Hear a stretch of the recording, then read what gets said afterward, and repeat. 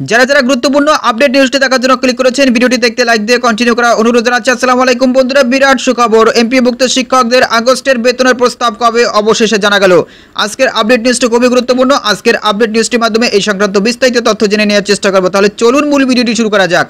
প্রিয় বন্ধুরা, মূল ভিডিওটি শুরু করার আগে বরাবর মতো ছোট্ট একটি রিকোয়েস্ট থাকবে, আপনি যদি আমাদের এই পরিবারের নতুন দর্শক হয়ে থাকেন, এরকম নতুন নতুন চাকরি রিলেটেড আপডেট নিউজ সবার আগে পেতে আমাদের এই চ্যানেলটি সাবস্ক্রাইব করে রাখুন। প্রিয় বন্ধুরা, গুরুত্বপূর্ণ আপডেট নিউজটি প্রকাশ করা হয়েছে দ্য ডেইলি ক্যাম্পাস পত্রিকা। এখানে বলা হচ্ছে শিক্ষকদের আগস্টের বেতনের প্রস্তাব পাঠানো নিয়ে যা জানালো EMISL। তো নিচে একদম বিস্তারিতভাবে উল্লেখ করা হয়েছে।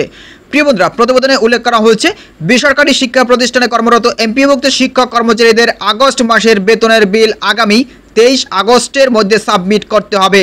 প্রতিষ্ঠান প্রধানদের কাছ থেকে তথ্য পাওয়ার পর বেতন ভাতার হিসেব সম্পূর্ণ করে সেটি মাধ্যমিক ও উচ্চ শিক্ষা অধিদপ্তর মাউসি প্রশাসন শাখায় পাঠাবে EMISL। আগামী 26 অথবা 27 আগস্ট এই প্রস্তাব পাঠানো হতে পারে। এ বিষয়ে জানতে চাইলে মাউসির এডুকেশন ম্যানেজমেন্ট ইনফরমেশন সিস্টেম সেলের programmer Mohammad Zakir Uddin the Daily ক্যাম্পাসকে বলেন, আগস্ট মাস থেকে স্কুল কলেজে কতজন শিক্ষক কর্মচারী বেতন ভাতা পাবেন সেই তথ্য সংশ্লিষ্ট প্রতিষ্ঠান প্রধানদের পাঠাতে হবে। এই তথ্য পাওয়ার পর আমাদের কিছু কাজ করতে হবে। আগামী 27 আগস্টের মধ্যে আমরা বেতন বিল প্রস্তুত করে প্রশাসন শাখায় পাঠাবো।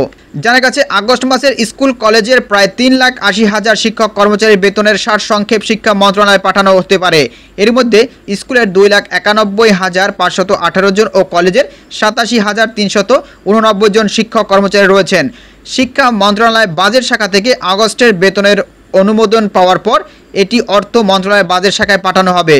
তো প্রিয় বন্ধুরা, আশা করি আপনারা বুঝতে পেরেছেন যে কত তারিখের ভিতরে আগস্টের প্রস্তাব পাঠানো হতে পারে।